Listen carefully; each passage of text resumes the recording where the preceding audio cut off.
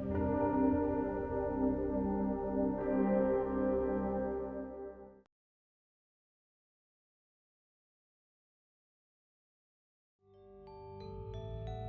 used to take pictures of a community of people that ignore each other.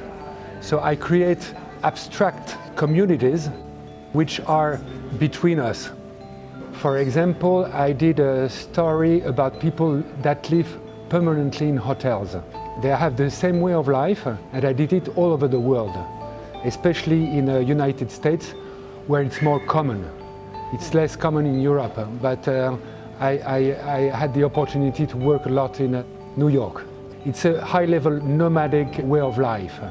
So people stay in their hotel without any personal object, and they have the sensation that they can change home from one day to another. The idea came to me because I thought it was so easy now to buy anything, any kind of things. So you can buy a bar, you can buy a plane, you can buy an electric accessory for your home. So this is incredible. It expands the idea of the marketplace. The first one was a chaise longue in a garden. The woman bought it already second-hand a few months ago, and then she realized that she didn't have enough time to spend in her chaise longue, so she decided to sell it. There is always a story between each object, and my idea was to focus on an object and make it a big story. So each photo here is just putting a loop on an object and make it, a story. As I'm a photographer, the most important was to make a good picture, and then each time after I add a story between each picture. So the text is something that completes the photography, but at the beginning the first objective was to make a good picture. The daughter with the guitar, in fact, is the fantasy of a father. The father has the fantasy of the rock music, the electric guitar, and he tries since 20 years to translate this passion to his daughter, and she doesn't care about music and guitar. She doesn't care about it. So he buys guitars, he offers them to his daughter, and finally he decides to sell them and to offer her another one, still wishing that one time she will take a guitar lesson to learn how to play guitar. It's a love story. All the objects are a part of the people I met, and very often the people wanted to choose the person who were going to buy it. They didn't want to make money on it. They just wanted to find another life for this object. So there is an affection between the object and them. They were looking for an adoption.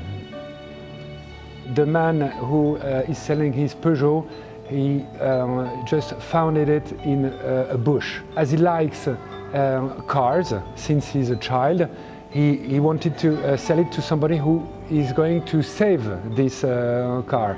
Himself is able to save this car if he spends 1,000 hours on reparation. But he felt a little bit lazy about this one, and finally he's looking for a buyer. And the other car is also to sell. And I say, you can't sell this one, I say, yes, I'm sure I can sell it. This guy, he's a fan of Maurice Chevalier, and also he knows that Maurice Chevalier is very well known in the United States. So when he saw that this coat was to sell, he was sure that if he buys it, he will one day sell it for a lot of money. So he was doing a speculation on this, because he has a picture of this coat with Barbara Streisand and Maurice Chevalier in New York. This is the proof. I love the story of the aeroplane. So it's a mechanic that bought the plans of an aeroplane, and he decided to build it himself, just buying parts. And it took him 12 years to build it, 12 years. and the aeroplane is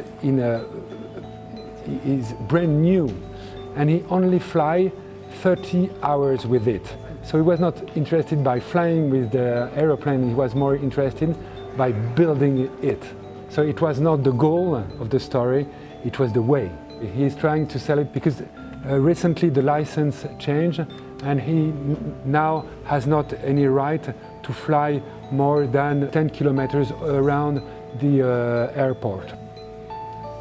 There is a very positive signal in that series, is that with all the lesson of ecology we get from our politics, this is the demonstration that people refuse to throw away objects.